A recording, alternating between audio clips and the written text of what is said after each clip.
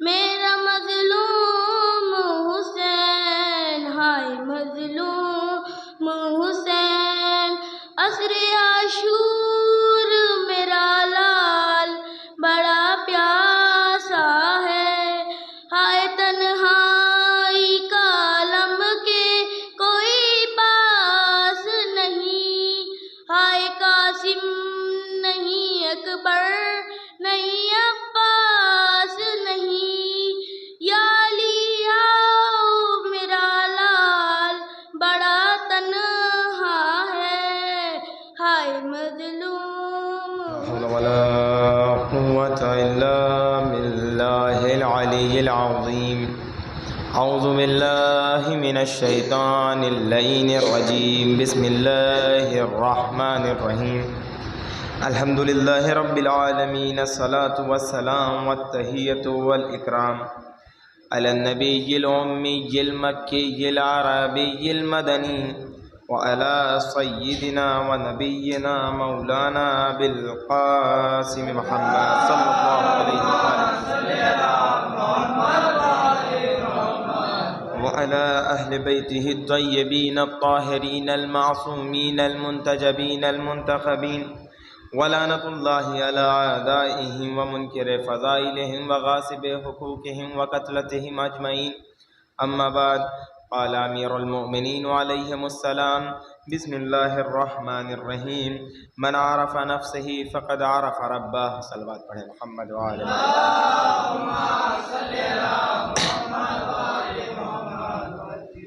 مسلسل نفس انسان کے بارے میں گفتگو ہو رہی ہے، اور یہ ایام عزا اسی چیز کا نام ہے کہ اپنے نفس کو آمادہ کیا جائے امام حسین کی راہ میں نکلنے کے لیے.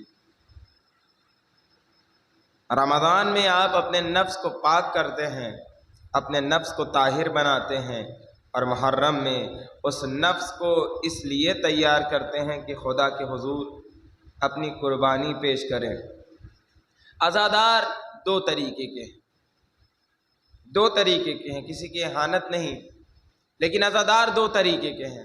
کیسے عزادار؟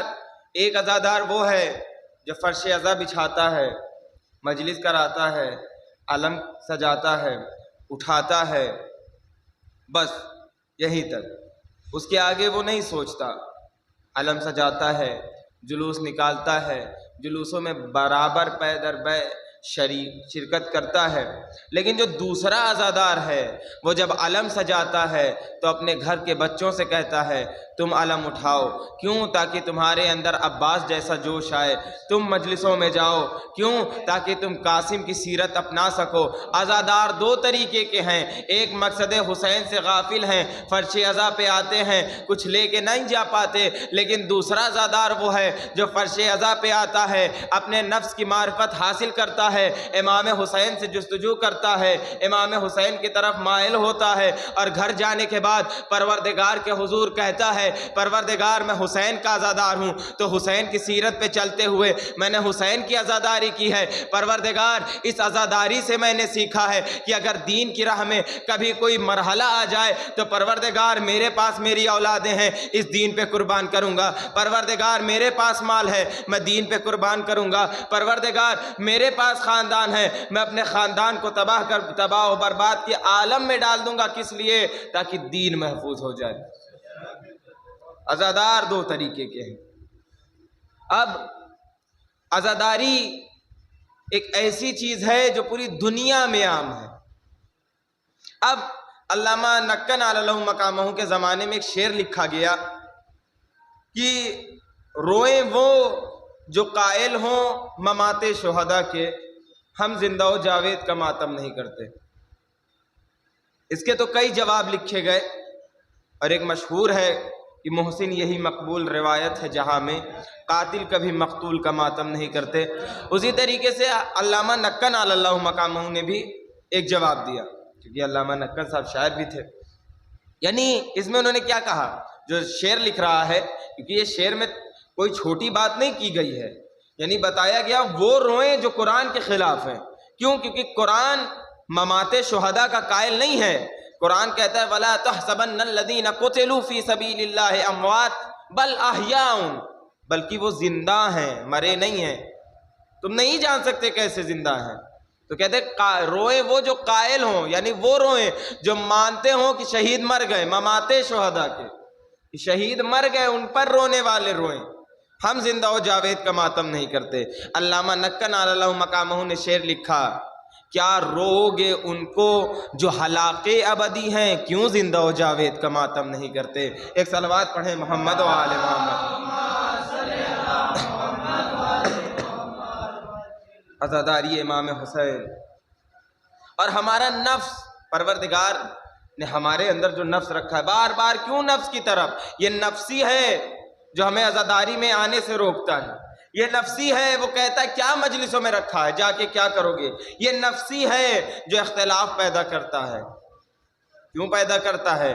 تاکہ یہ دین کی راہ سے ہٹ جائے، یہ بھٹک جائے، یہ دین کو نہ پہچان سکے، یہ نفس ہے اور کیا ہے۔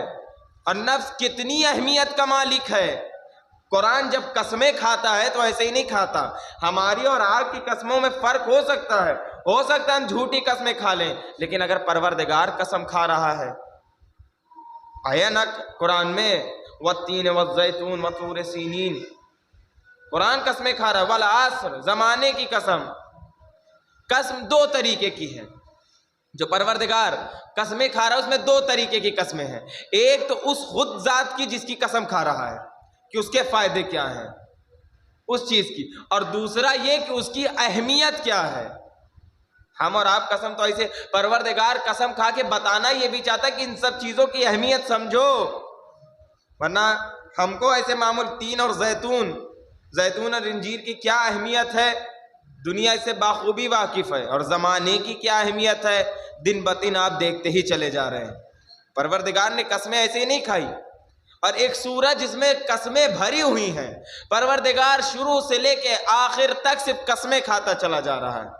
والشمس وضحاها، بسم اللہ الرحمن الرحیم، والشمس وضحاها، قسم ہے سورج کی اور اس کی بکھری ہوئی روشنی کی۔ والقمر اذا تلاها، اور قسم ہے چاند کی اور جو سورج کے پیچھے پیچھے چلا جا رہا ہے۔ والنہار اذا جلاها، اور قسم ہے دن کی جب وہ اپنے اجالے سے روشنی سے بھرا ہوا ہو۔ واللیل اذا یغشاها، اور قسم ہے رات کی جب وہ اس دن کو ڈھانپ لے۔ والسماء وما بناها، اور قسم ہے آسمان کی اور اس کے بنانے والے کی۔ والارض وما طحاها، اور قسم ہے زمین کی اور اسے بچھانے والے کی۔ کون قسمیں کھا رہا ہے؟ پروردگار۔ اتنی قسمیں، ہر آیت میں قسمیں پروردگار کھا رہا ہے۔ والنفس وما سواها، اور قسم ہے نفس کی اور اس کو ہدایت دینے والے کی۔ پروردگار نفس کی قسم کھا رہا ہے۔ اب سمجھیے نفس کی اہمیت کیا ہے۔ فَالْهَمَهَا فَجُورَهَا وَتَقْوَاهَا، اور پروردگار نے دے دیا ہے اس میں دو چیز، فجور بھی رکھ دیا اور تقوی بھی رکھ دیا۔ بدی بھی نفس میں پائی جاتی ہے، تقوی بھی نفس میں پایا جاتا ہے، دونوں چیز۔ قد افلح من زکاہا، اور کامیاب وہی ہوئے جو تقوی کے راستے پر نکل آئے۔ وقد خاب من دساہا، اور وہ گمراہ ہو گئے، وہ نامراد ہو گئے جو بدی کی طرف پلٹ کے چلے گئے۔ پروردگار قسمیں کھا رہا ہے۔ سورج کیا ہے؟ سورج ہم اور آپ اہمیت نہیں سمجھتے سورج کی، ابھی 2 دن سورج نہ نکلے خود بخود انسان سمجھ جائے گا کہ سورج کہتے کسے ہیں، سورج کہتے کسے۔ 2 دن صرف سورج نہ نکلے دنیا میں ہنگامہ مچ جائے گا۔ سورج کہتے کسے ہیں؟ دن نہ ہو صرف رات ہی رہے، دن کی بھی تو قسم کھائی ہے پروردگار نے۔ دن میں اجالا نہ رہے تو ایک دوسرا آدمی دوسرے سے کہتا نظر آ رہا ہے کیسا منحوسیت چھائی ہوئی ہے، کچھ اچھا ہی نہیں لگ رہا ہے۔ بھائی دن ویسے ہی تو ہے، بس روشنی تو نہیں ہے۔ پروردگار بتانا چاہ رہا ہے 2 قسمیں، 2 طریقے سے قسمیں کھا رہا ہے۔ جو قسم کھا رہا ہے خود اس کی ذات کی اور اس کی اہمیت بتانا چاہ رہا ہے پروردگار کی۔ ہم اور آپ کیا جانے کہ دن کیا ہے، ہم اور آپ کیا جانے کہ روشنی اور اجالا کیا ہے۔ پھر قسم کھا رہا ہے واللیل اذا یغشاها، اور قسم ہے رات کی جب وہ آ کے دن کو ڈھانپ لے۔ ایک دن رات نہ ہو آدمی پاگل ہو جائے گا۔ رات آرام کے لیے، دن میں آدمی چاہے جتنا سو لے، لیکن اگر رات کی نیند مکمل نہیں ہوئی تو آدمی کا جسم اپنے اندر طاقت محسوس نہیں کرتا ہے۔ پروردگار قسمیں کھا رہا ہے تو بتا بھی رہا ہے رات کیا ہے اور اس کی اہمیت کیا ہے. وَالسَّمَاءِ وَمَا بَنَاهَا، اور آسمان کی قسم اور اسے بنانے والے کی قسم. خود پروردگار اپنی قسم کھا رہا ہے. کس نے بنایا؟ اللہ الذی خلق السماوات والارض ستۃ ایام، 6 دنوں میں جس پروردگار نے زمین و آسمان کو خلق کیا. پروردگار خود کی قسم کھا رہا ہے، زمین کی قسم اور اسے بچھانے والے کی قسم. پھر اس کے بعد کیا؟ نفس کی قسم. نفس کتنی بڑی اہمیت کا مالک ہے کہ پروردگار اس کی قسم کھا رہا ہے. نفس کو بنایا کس نے؟ پروردگار نے. اور بنانے کے بعد خود کہا ہم نے رکھ دیا، فجور بھی اس میں رکھا اور تقوی بھی اس میں رکھا ہے. اب تم چاہو تو بدی کی طرف چلے جاؤ یا تم چاہو تو تقوی اختیار کر لو. تم چاہو تو بدی کی طرف چلے جاؤ یا تقوی کی طرف چلے جاؤ. وقد پوچھئے گا، آپ بھی موجود ہیں یہاں پہ عالم دین، پوچھئے گا وقد کب آتا ہے؟ بے شک کے لفظ کے ساتھ کے لیے، حقیقت میں ایسا ہے. ان بے شک کے لیے، لیکن وقد ایسا ہی ہے. کیسا ہے؟ کیسا ہے؟ وقد خاب من دساہا، اور وہ گمراہ ہو گیا. بے شک ایسا ہی ہے وہ گمراہ ہو گیا جو اپنے نفس کو بدی کی طرف لے کے جائے گا. پروردگار نے کہہ دیا، بہت کم جگہ وقت کے لفظ کے ساتھ استعمال کیا ہے پروردگار نے کہ ہاں ایسا ہی ہے. اگر آدمی نے اپنے نفس کو سوار لیا تو پروردگار وقد افلح من زکاہا، جس نے اپنے نفس کو سوار لیا وہی کامیاب ہے. وقد کے لفظ کے ساتھ، ہاں وہ کامیاب ہے. پروردگار اب کچھ نہیں یہاں پہ، نہ چونا چڑا کسی چیز کی نہیں. اگر نفس سور گیا تو وہ کامیاب ہو گیا. آپ رمضان میں روزے رکھتے ہیں، رمضان کی آیت کیا کہتی ہے؟ رمضان میں آپ روزے رکھتے ہیں، رمضان میں ایک صلوات پڑھیں محمد و آل محمد. پروردگار نے کہا کہ ہم نے تم پر روزے فرض کر دیے ہیں. کیسے؟ جیسے تم سے پہلے والی قوموں پر فرض کیے گئے تھے. کیوں؟ لعلکم تتقون. اے شاید لعلکم تتقون کا لفظ کب استعمال کیا جاتا ہے؟ شاید کے لفظ کے ساتھ. شاید ایسا ہو جائے. مثال کے طور پر ہمیں نہیں بنانا آتا کہ مائک اگر خراب ہو گیا تو کیسے بنے گا، لیکن تاروں کو دیکھا، شاید ایک دوسرے کو لگا دو تو شاید اچھا ہو جائے، شاید چلنے لگے. یعنی کیا؟ اگر آپ لگا دیا یعنی کہ شاید ہو جائے گا، ہو بھی سکتا ہے نہیں بھی ہو سکتا. لعلکم تتقون، اے شاید کہ تم متقی ہو جاؤ. پروردگار جب روزے کی آیت نازل ہو رہی ہے سورہ بقرہ میں، اے شاید کہ تم، گارنٹی نہیں ہے کہ تم متقی ہو جاؤ گے، شاید کے لفظ کے ساتھ. لیکن کامیاب وہی ہے جس نے اپنے نفس کو سوار لیا، اپنے نفس میں تقوی پیدا کر. یہاں پہ وقد کے لفظ کے ساتھ ہے، لعلکم کے لفظ کے ساتھ نہیں ہے. یعنی یہاں پہ شاید کا مرحلہ نہیں ہے. یہاں پہ اگر نفس کو سنوار لیا تو ہاں جنت ملے گی. ہاں اگر تقوی کو اختیار کر لیا، اپنے نفس کو آمادہ کر لیا، تو ہم نے کربلا میں دیکھا ہے جس نے اپنے نفسوں کو سوار لیا تھا. یزید کی فوج میں تھے، صبح عاشور امام حسین کی طرف چلے آئے، لیکن کچھ ایسی بھی تھے کہ امام حسین سامنے کھڑے ہو کے بلاتے رہے لیکن انہیں امام حسین کی آواز سنائی نہ دی. کیوں؟ کیونکہ انہوں نے اپنے نفس کے ساتھ دھوکہ کیا، انہوں نے اپنے نفس کو بدی کی طرف پلٹا لیا. امام حسین اسی لیے نکلے تاکہ آدمی اپنے نفس کو پہچان سکے، آدمی اپنے نفس کو جان سکے. اور نفس آدمی کو اللہ تک کب پہنچائے گا؟ کب؟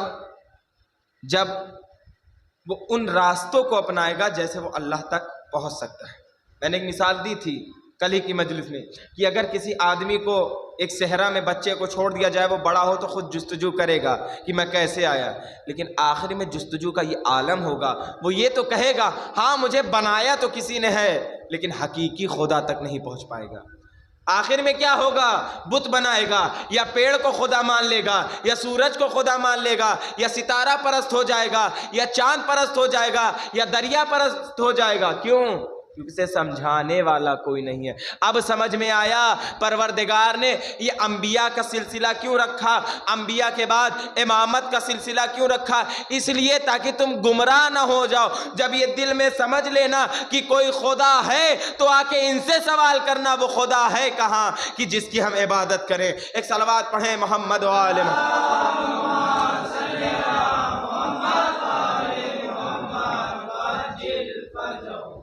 خدا ہے کہاں؟ اچھا، عبادت بھی دو طریقے کی، کئی طریقے کی عبادت ہے، ان میں سے کچھ چند یہ ہیں کہ ایک دکھاوے کی عبادت، دکھاوے کی عبادت مثلا کیا، 2 دن نماز پڑھ لی، تیسرے دن سے یہ تو پڑھتے ہی نہیں ہے، گھوم رہے ہیں ادھر ادھر۔ دوسری بغض میں نماز، وہ پڑھ رہے ہیں تو اب ہم بھی پڑھیں گے، 4 رکعت شکرانے کی پڑھ رہے ہیں، ہم 8 پڑھیں گے۔ تیسری پروردگار جہنم میں ڈال دے گا، ڈر کی وجہ سے، ڈر کی وجہ سے مصلی پہ آتے ہیں اور ڈر کی وجہ سے سجدے میں، ڈرنا بھی چاہیے، پروردگار نے آیتوں میں ڈرایا۔ تیسری لالچ کی عبادت، کیسی لالچ؟ جنت کی لالچ۔ کیسی لالچ؟ جنت ملے گی، شہد کی ندیاں ہیں، حوض کوثر ہے، طرح طرح کے میوے ہیں۔ اچھا، یہ عبادتیں ہیں، کوئی لالچ کے لیے، کوئی دکھاوے کے لیے، کوئی ڈر کے لیے۔ کیا کوئی ایسا بھی ملا تاریخ میں جس نے مخلصانہ انداز میں عبادت کی ہے؟ کہا ہاں، وہی ملے گا جس نے اس دنیا کو دیکھ کے کہا تھا جا میں نے تجھے 3 طلاق دے دیے، اب رجوع کی گنجائش نہیں ہے۔ ہم نے عبادت کرنے والوں سے پوچھا تم عبادت کیوں کر رہے ہو؟ اس نے کہا ہم جنت کے لیے عبادت کر رہے ہیں۔ ہم نے پوچھا تم عبادت کیوں کر رہے ہو؟ ہم جہنم میں نہیں جانا چاہتے اس لیے عبادت کر رہے ہیں۔ لیکن کائنات کا واحد امیر ہے جس نے یہ کہا میں نہ جنت کی لالچ میں عبادت کرتا ہوں نہ جہنم کی خوف میں عبادت کرتا ہوں، بلکہ اسے لائق عبادت پایا اس لیے میں عبادت کرتا ہوں۔ ایک صلوات پڑھے محمد و آل محمد۔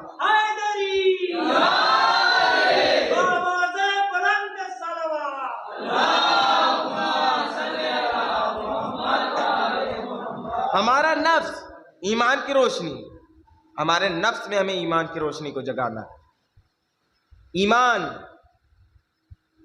کیا ہے؟ ایمان اللہ کے رسول اور اللہ کے بنائی ہوئی حجت پر ایمان لایا جائے۔ میں آپ کو جنگ خندق سناتا ہوں، اس میں ایک قصہ ہے۔ جنگ خندق احد کا بدلہ لینے کے لیے ہوئی، احد و بدر کا ایک دم مل کی کہ اب کچھ تو کیا جائے، احد میں بھی کام نہیں بنا، بدر میں بھی کام نہیں بنا، اب خندق جیسے جنگ احزاب، سورہ بھی نازل ہو گیا اس نام سے، جنگ احزاب بھی کہتے ہیں، جنگ خندق ہو، ٹھیک ہے۔ جنگ خندق کے لیے پہلے سے، کیونکہ وہاں پہ ووٹنگ ہوئی، کیسی ووٹنگ ہوئی کہ اب علی ہیں، علی رسول کو چھوڑ کے جاتے نہیں، تو اب علی کو مارنے کے لیے کس کو بلایا جائے؟ کہا ٹھیک ہے، دیکھو بہادر ایک سے ایک ملیں گے عرب کے مشہور، تو کئی بہادر آئے جن میں سے اب ووٹنگ شروع ہوئی کہ کس کو چنا جائے کہ وہ خندق میں علی کے مد مقابل جائے۔ بھاری مدوں سے عمرو بن عبدوت جیت گیا، اور عمرو بن عبدوت کو سپہ سالار بنایا گیا کہ وہ جائے گا اور امیر المومنین سے جنگ کرے گا، سب سے پہلے للکار یہی لگائے گا۔ اب سن لیجئے عمرو بن عبدوت کون ہے؟ عمرو بن عبدوت اس ذات کا نام ہے کہ جو صرف ناشتے میں اونٹ کا بچہ کھاتا تھا۔ ایک دفعہ عمرو بن عبدوت اپنے خیمے میں آرام کر رہا تھا کہ کچھ ڈاکو آئے، گروہ میں آئے، اس کے سامان کو لوٹ کے بھاگ گئے اور اپنے جگہ اس نے اونٹ کے بچے کو ڈھال بنایا، اپنا تو سامان لے کے آیا، اکیلا ان سب کو بھی لوٹ کے چلا آیا۔ عمرو بن عبدوت۔ جنگ خندق کی خبر پہنچ گئی مدینہ، 3 طرف سے پہاڑیوں سے گھرا ہوا علاقہ ہے، تو کوئی جا نہیں سکتا، کیسے روکی جائے، اتنی بڑی تعداد آ رہی ہے۔ تو جناب سلمان فارسی، فارس کے رہنے والے تھے، نہ مہاجر تھے نہ انصار تھے، رسول اللہ کے صحابی تھے، دوسری جگہ سے نہ ہجرت کر کے آئے ہیں نہ یہاں مدینے کے ہیں۔ جناب سلمان نے کہا کہ یا رسول اللہ 3 طرف سے پہاڑ، اگر ایک طرف سے ہم گڈھا کھود دیں، گڈھے کو عربی میں خندق کہتے ہیں، اسی لیے اس جنگ کو کہتے ہیں جنگ خندق۔ اگر ہم خندق کھود دیں یہاں پر تو انہیں آنے میں تکلیف ہوگی، پریشانی ہوگی، آ نہیں پائیں گے۔ رسول نے کہا سلمان تمہارا ارادہ تو بہت اچھا ہے، ہمیں ایسا ہی کرنا چاہیے، اب وقت کم ہے، کیسے کیا جائے؟ سب لگ گئے۔ اب جناب سلمان دو گروہ بنا دیے گئے۔ جناب سلمان کبھی مہاجروں کے پاس جاتے، یعنی جو مکے سے آئے تھے ان کے پاس جاتے، ہجرت کر کے جو آئے تھے ان کے پاس جاتے، ہم آپ کے گروہ میں سے ہو جائیں، نہیں تم ہم میں سے نہیں ہو۔ کبھی انصار کے پاس جاتے جناب سلمان، ہم تمہارے ساتھ گڈھا کھودوا لیں، نہیں نہیں تم ہم میں سے نہیں ہو۔ جناب سلمان کبھی ادھر جاتے کبھی ادھر جاتے، سب گڈھے کھود رہے۔ ابھی ان کا نفس کہہ رہا ہے کیوں سلمان ہم میں سے نہیں ہے، کیا کھودے گا، کتنا کھود پائے گا، سلام کتنی تعریفیں ہوں گی، ہم اکیلے کھودتے ہیں تاکہ ہماری تعریف ہو۔ نفس کہہ رہا ہے ابھی سلمان کو اپنی طرف نہ لینا، یہ نفسی تو کہہ رہا ہے۔ جناب سلمان اکیلے پڑ گئے، اب خود اکیلے خندق کھودنا شروع کیا۔ جب صبح ہوئی تو جتنا مہاجر اور انصار نے دونوں نے مل کے خندق کھودی تھی، جناب سلمان فارسی نے اکیلے اتنی کھودی۔ ابھی رات میں بحث ہو رہی تھی، سلمان تم میں سے، مہاجر کہہ رہے انصار میں سے، انصار کہہ رہے نہیں مہاجروں میں سے۔ اب صبح لڑائی ہونے لگی پھر سے، انصار کہہ رہے سلمان ہم میں سے، مہاجر کہہ رہے نہیں سلمان ہم میں سے۔ رسول آئے، کیا ماجرا ہے؟ کہا سلمان کس میں سے ہے؟ یہ کہہ رہے ہم میں سے، کہا یہ ان میں سے، کہا نہ سلمان تم میں سے ہے نہ سلمان تم میں سے ہے، سلمان ہم میں سے ہے، سلمان ہم میں سے ہے۔ اب صبح ان کا نفس تڑپ رہا تھا، ان کا نفس تڑپ رہا تھا کہ سلمان کو اپنی طرف کر لیں، جب اپنی طرف کر لیں گے تو رسول آئیں گے، کتنا اتنی جلدی کس نے کھودا؟ یا رسول اللہ انصار نے مل کے کھودا۔ ادھر جائیں گے کہیں گے مہاجروں نے کھودا۔ اب کیا، اب تو سلمان فارسی اکیلے ہیں۔ ایک صلوات پڑھیں محمد و آل محمد۔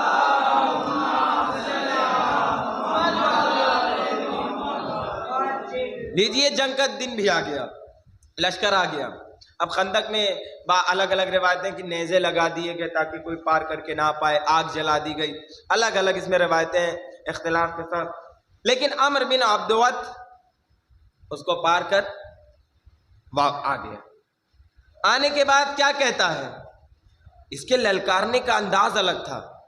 اس نے آنے کے بعد کہا تمہارا رسول کہتا ہے اگر جیت گئے تو غازی کہلاؤ گے، اور اگر مر گئے تو جنت میں جاؤ گے، شہید کہلاؤ گے۔ آؤ آج تم سب کو میں جنت میں پہنچا دیتا ہوں۔ سمجھے کیا کہنا چاہتا ہے؟ یعنی اب آپ میں سے کوئی بچنے والا نہیں ہے۔ یہ کہہ رہا ہے للکا، کون جائے اس کے مد مقابل، کون جائے اس کے مد مقابل، کون ہے؟ رسول آئے اور آنے کے بعد کہا کون ہے تم میں سے جو اس کے مد مقابل جائے گا؟ وہی کھڑا ہوا جو تمام جنگوں میں رسول کے ساتھ ساتھ رہا۔ رسول اللہ نے کہا علی بیٹھ جاؤ۔ کیوں کہا بیٹھ جاؤ؟ ورنہ تاریخ لکھنے والے لکھ دیتے علی کے سوا کسی دوسرے کو موقع ہی نہیں دیا۔ دوسری بار، تیسری بار جب کوئی نہ اٹھا، علی چلو میرے ساتھ خیمے میں۔ امیر المومنین کو خیمے میں لے کے گئے۔ اتنے میں سنیے گا کہ روایت، اس نے ایک نیزہ اٹھایا۔ عمر بن عبدوت جب للکار رہا تھا تو اس نے نیزہ لیا اور رسول اللہ کی طرف پھینکا، جو رسول اللہ کے خیمے پہ آ کے لگا۔ رسول اللہ نے کہا من لہذا الکلب، کون ہے جو اس کتے کے مد مقابل جائے؟ اب میرے استاد کا جملہ ہے کہ یا رسول اللہ، یا رسول اللہ، آپ تو یہ کہتے، آپ تو رحمت للعالمین بنا کے بھیجے گئے ہیں، وما ارسلناک الا رحمت للعالمین، آپ عالمین پہ رحمت ہیں، اور آپ کی زبان سے کہ کون ہے جو اس کتے کے مد مقابل جائے؟ میرے استاد کہتے ہیں کہ رسول اس کے آگے فرماتے ہیں، یا رسول اللہ اس کے آگے فرماتے ہیں کیونکہ اس نے ایک معصوم کے دروازے پر آ کے اسے ڈرانے کی کوشش کی ہے، اس لیے یہ کتا ہے۔ اور جو بھی کسی معصوم کے دروازے پر، جو بھی کسی معصوم کے دروازے پر اگر ڈرانے کی کوشش کرے تو وہ رسول کی نگاہ میں کتا ہوتا ہے، چاہے خندق ہو یا 11 ہجری کا مدینہ ہو۔ ایک صلوات پڑھے محمد و آل محمد۔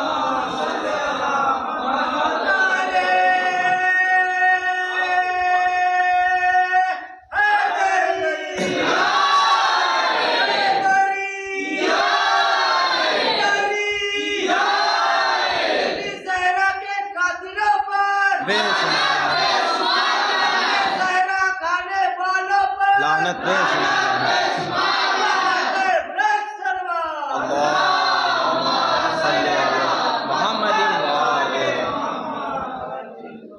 جو بھی کسی معصوم کے دروازے پر جا کے اسے ڈرانے کی کوشش کرے وہ رسول کی نگاہ میں کتا ہوا کرتا ہے۔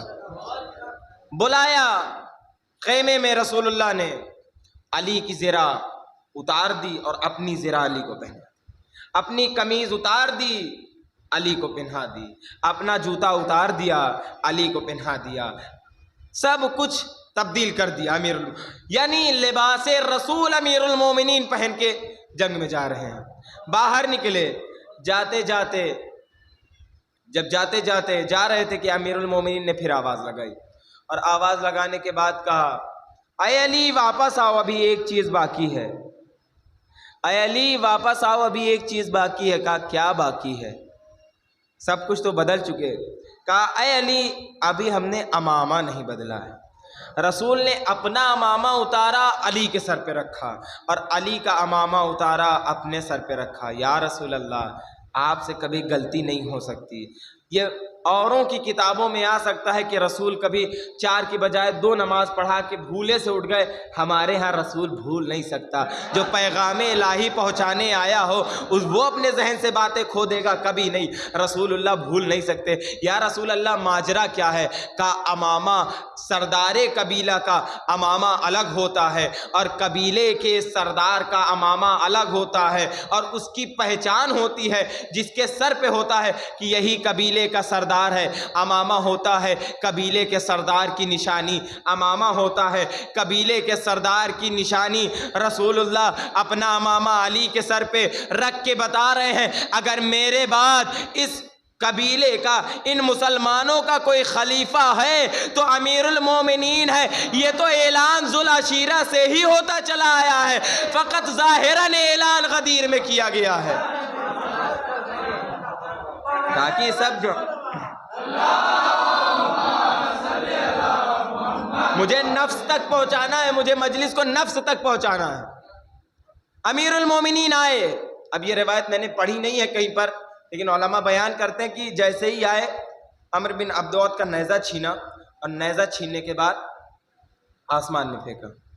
آسمان میں جب پھینکا تو وہ چلا گیا۔ جب کسی نے پوچھا یا علی آپ نے اس کا نیزہ چھین کر آسمان میں کیوں پھینک دیا؟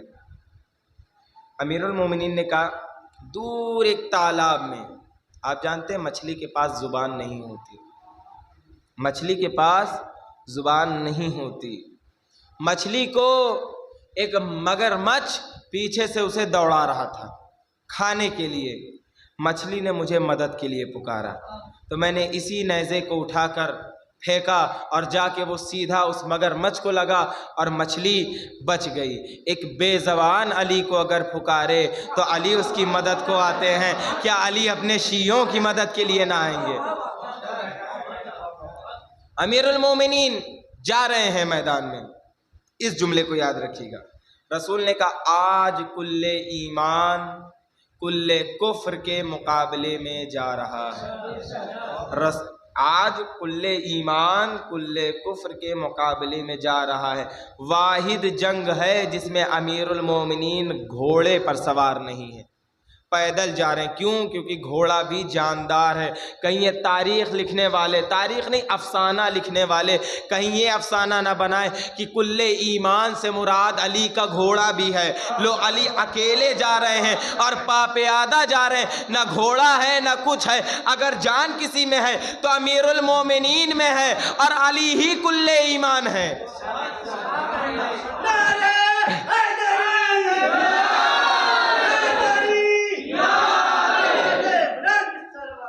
اب مجھے کہہ لینے دیجئے، لوگ ڈرے ہوئے ہیں، سب یہیں پر بیٹھے ہوئے ہیں، جانے کی ہمت کسی کی نہیں ہو رہی ہے عمرو بن عبدود کے آگے۔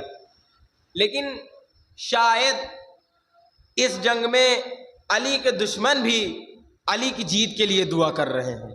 کیوں؟ کیونکہ اگر علی کو خدا نخواستہ کچھ ہوا تو اس کے بعد ہمارا ہی نمبر ہے، اس کے بعد ہمارا ہی نمبر ہے۔ پروردگار کچھ ہو جائے علی کو فتح نصیب کرنا۔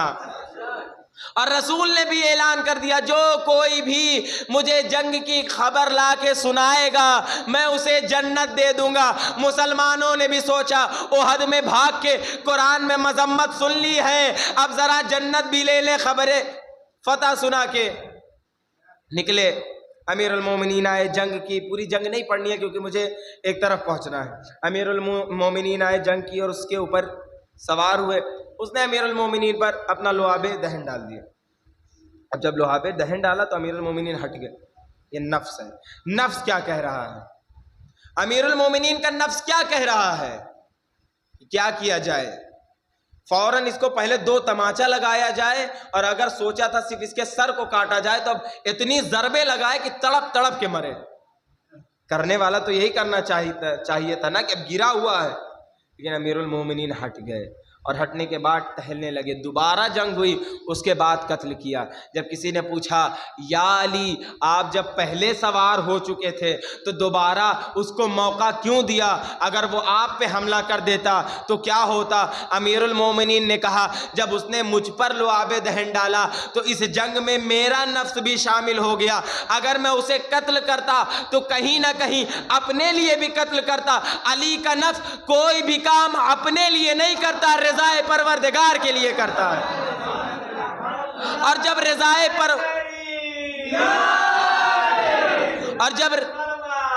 اللہم صلی علی محمد جب رضائے پروردگار کے لیے نفس کام میں آئے، جب رضائے پروردگار کے لیے تلوار اٹھتی ہے تو رسول اللہ آواز دیتے ہیں ضربت علی یوم الخندق افضل من عبادت الثقلین، علی کی ایک ضربت صالحین کی عبادتوں سے افضل ہے۔ کب؟ جب نفس ہو اللہ کے لیے، کب؟ جب نفس ہو امیر المومنین کا اللہ کے لیے، رسول کے لیے، اور ہمارا نفس علی کے لیے ہو، رسول کے لیے ہو اور اللہ کے لیے ہو۔ اور اچھا یہ بتائیے ضربت علی یوم الخندق افضل من عبادت الثقلین، ثقلین سے مراد کون ہے؟ ہم اور آپ، ہم اور آپ ہیں۔ چلیے آج اگر مجلس میں تھوڑا دیر ہو جائے تو معاف کیجیے گا، بات چھیڑ دیے تو اس کو ختم کرنا پڑے گا۔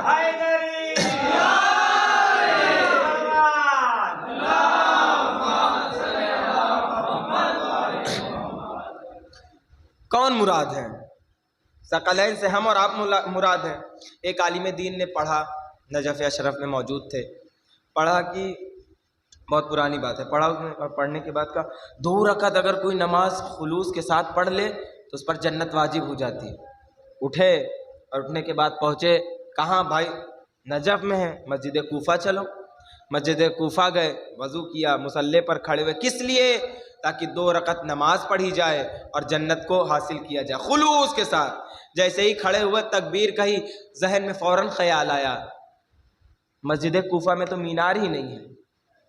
اب نماز پڑھ رہے ہیں، مثال کے طور پر بصرہ میں بالو زیادہ سستا ملتا ہے، بالو بصرہ سے آئے گا، کربلا میں لوہا سستا ملتا ہے، کربلا سے لوہا آئے گا۔ ادھر انہوں نے نماز تمام کی، ادھر ان کے خیالوں میں مینار بھی بن کے تیار ہو گیا۔ یہ ان کا حال ہے کہ جو ہم اور آپ سے کہیں زیادہ افضل و عالم ہیں، جو کہ مرجع ہیں، جو کہ آیت اللہ، تو ہمارے اور آپ کی عبادتوں کا کیا عالم ہوگا؟ یہاں تکبیر بلند کی دماغ کہاں گیا؟ سب ہم اور آپ اب اپنی نمازوں سے واقف ہیں، تو ہم اور آپ تو نہیں ہیں اس کیٹیگری میں۔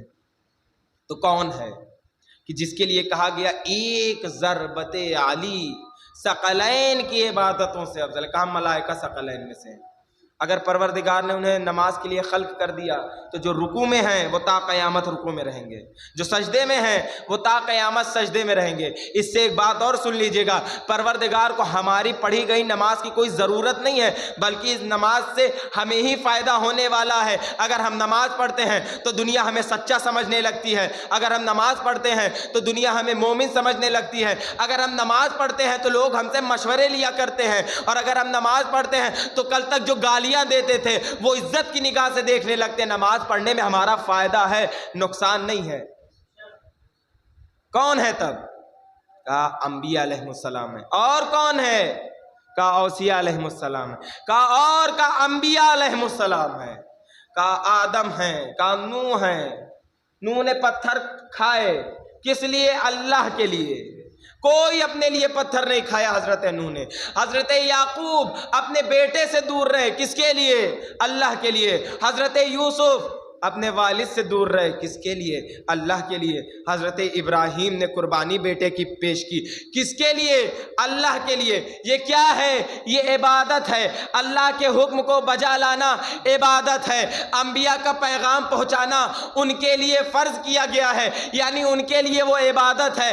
آدم کا توبہ کرنا عبادت ہے, نوح کا کشتی بنانا عبادت ہے, ادریس کا کپڑا سلنا عبادت ہے, حضرت ابراہیم کا آگ میں جانا عبادت ہے, حضرت اسماعیل کا ذبح ہونا عبادت ہے, حضرت اسماعیل کا پیاسا رہنا عبادت ہے, حضرت یحییٰ کا قتل ہونا عبادت ہے, حضرت زکریا کا کئی عرصوں تک بے اولاد ہونا عبادت ہے, حضرت نوح حضرت یونس کا مچھلی کے پیٹ میں رہنا عبادت ہے. ان سب عبادتوں کو ملا دیا جائے اور علی کی ضربت ایک طرف رکھ دی جائے, ضربت بھاری ہے, یہ عبادتیں ہلکی ہیں. ایک صلوات پڑھیں محمد و آل محمد.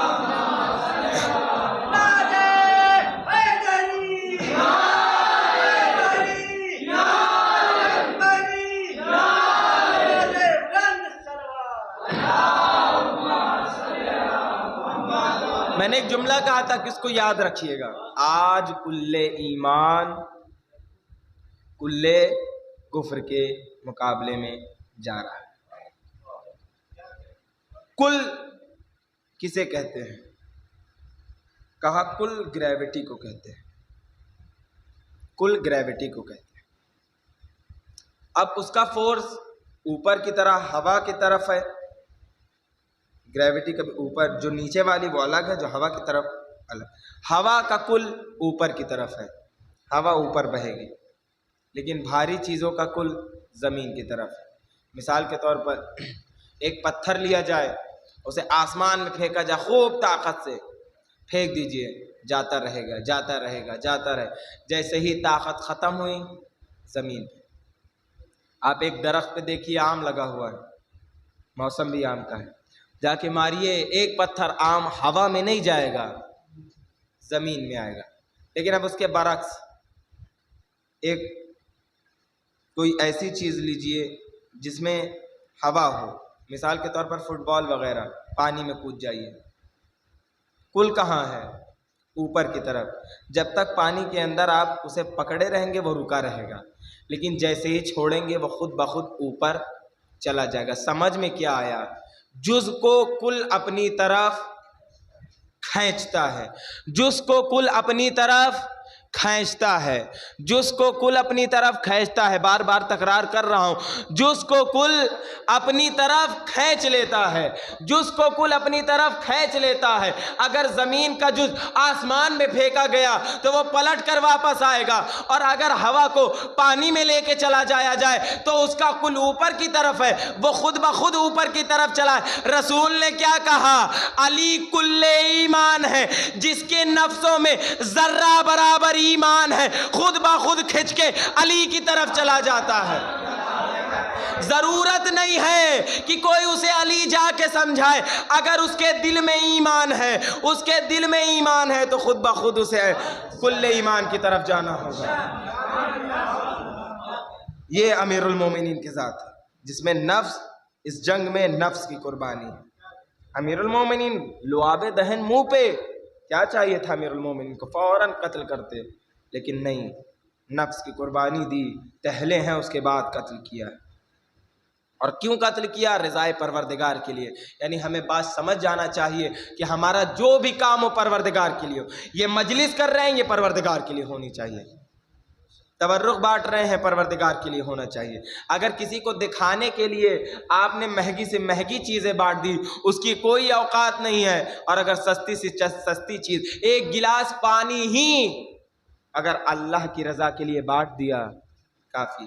ایک روایت میں آپ کو سناتا ہوں, اس کے بعد ربط مسائل. امام صادق سے پوچھا گیا,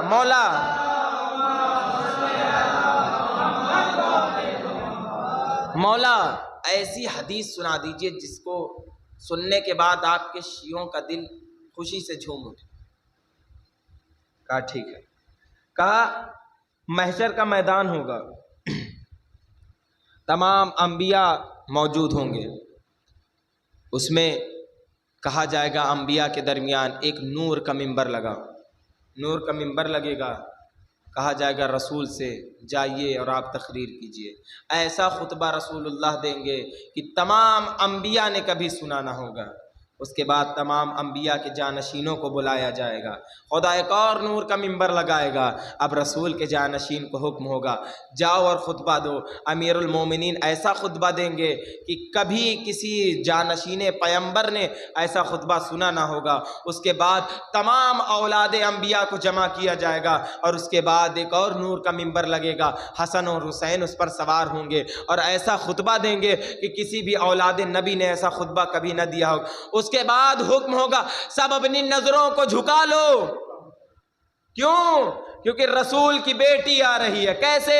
آگے آگے سارا ہیں، پیچھے پیچھے مریم ہیں، آگے آگے موسیٰ کی بہن کلثوم ہیں، پیچھے پیچھے وہ تمام خواتینیں ہیں کہ جن کا ذکر قرآن مجید میں آیا.